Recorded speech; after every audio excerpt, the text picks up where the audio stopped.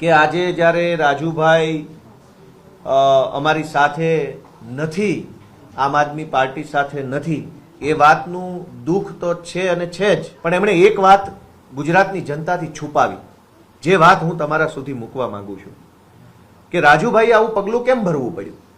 કારણ કે એમના ઉપર કુલ 3 કેસો છે. 2022ની વિધાનસભાની ચૂંટણીમાં એફિડેવિટ કર્યું, એમાં એમણે 3 કેસોનો ઉલ્લેખ કર્યો છે. એક કેસ 326 એટલે કે ટાંટિયા તોડી નાખવાનો કેસ, હાથ પગ ભાંગી નાખવાનો કેસ. 2 કેસ બીજા જાનથી મારી નાખવાની કોશિશ કરવાના કેસ. જે ટાંટિયા તોડવાનો કેસ છે એ કેસમાં એમને 2022ની ચૂંટણી પછી 5 વર્ષની સજા પડી ચૂકી છે.